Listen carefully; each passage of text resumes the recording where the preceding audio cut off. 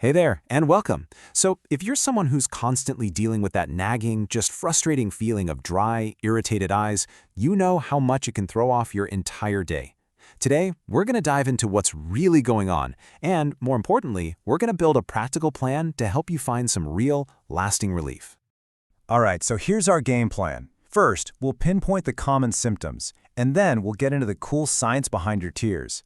After that, it's all about solutions. We're going to build a whole toolkit, from quick fixes for screen time to daily habits and even some nutrition tips, all leading up to your very own action plan for relief.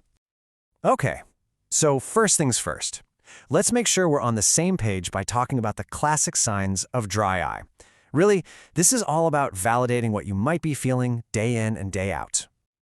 Does any of this sound familiar? You know, that stinging or scratchy feeling, almost like there's a little bit of sand in your eye? Or maybe your vision gets kind of blurry, and you blink a few times and it clears right up, but then it just goes fuzzy again. Yup, if you are nodding your head to any of that, you are absolutely in the right place. These are the hallmark symptoms of dry eye. And that sensitivity to light or having a hard time focusing, those are huge indicators too. It's not just in your head, it's a very real physical thing. So now that we've kind of identified what it feels like, let's get to the why. You know, to really fix a problem, we need to understand what's causing it. And it all comes down to the amazing and pretty complex science of your tears. You see, your tears aren't just salt water. Not at all. They're actually this incredibly sophisticated three-layer shield called the tear film. Its whole job is to protect and constantly lubricate the surface of your eye.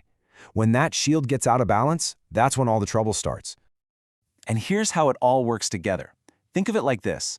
The bottom layer, the mucin base, is like a primer. It helps the tears actually stick to your eye. The middle layer, the aqueous one, is the watery part that does the hydrating.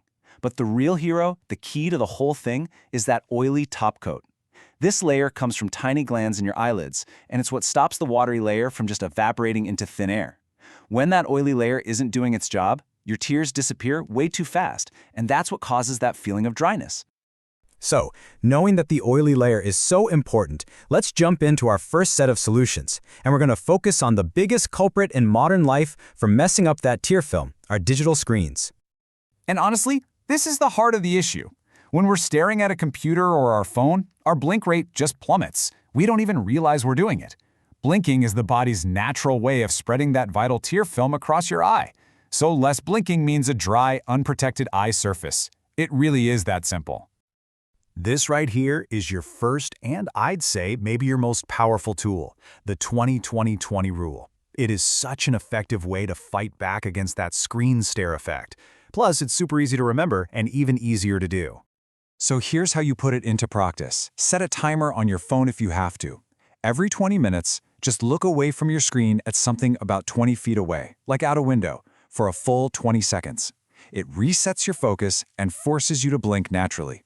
Also, just try to be more mindful of blinking while you work. And here's a little exercise. A few times a day, just close your eyes firmly for a second, then open them wide. That helps get those oil glands working. Okay, so that's screen time. But what about the rest of the day? Well, there are some really simple daily habits you can build into your routine that will give you consistent long-term comfort by directly helping that all-important oily layer of your tears. Now, I know this might sound a little strange, but this routine is a total game changer. The warmth from a compress or even just letting the hot water in the shower run over your forehead, that helps loosen up the oils in those little glands. Then, just a tiny speck of gentle baby shampoo, rubbed very, very lightly over your closed lids, cleans away any gunk that might be blocking them. This helps those glands release a healthy, high-quality oil to protect your tears. And when you're looking for over-the-counter help, preservative-free is the magic phrase. Why? Because sometimes the preservatives themselves can cause even more irritation. For nighttime, thicker gels can be amazing for deep hydration while you sleep. And here's a pro tip. Use your drops proactively. Don't wait until your eyes feel like sandpaper. Use them throughout the day to keep everything comfortable and hydrated. All right, now let's talk about what we're putting into our bodies and how our surroundings can either help or hurt our eyes. Believe it or not, your diet and your environment play a huge role in your eye health. Let's look at the two sides of the coin here. On the one hand, you want to fuel those oil glands with healthy fats. Think omega-3s, olive oil, that kind of thing.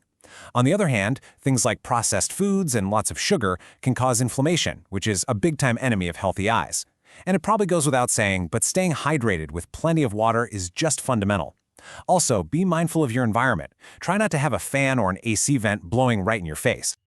Okay, we've covered a ton of ground. So now, let's pull all these pieces together into a simple, clear action plan you can start using like today. Think of these as the foundations for happy eyes. Getting enough sleep is huge. That's when your body does its repair work, and that includes your eyes. If you live somewhere dry, a humidifier can be your best friend. It puts moisture back into the air. And a gentle massage around your eye sockets, never ever press on your actual eyeball, can boost circulation and bring more good stuff to the area. Look, if you forget everything else we talked about today, please just remember this one thing. So much of our modern dry eye problem comes from us just forgetting to do this simple, automatic thing. Blinking is what keeps that tear film spread evenly. It's the master switch for eye comfort. So, the most important thing now is to actually do something with this info. So what's it going to be? Maybe you'll set that 20-20-20 timer on your phone right now. Or maybe you'll just go grab a big glass of water. Or maybe you decide you'll try that eyelid wash tonight. Whatever it is, just think about that one small, doable step you can take today to give your eyes the relief they really deserve.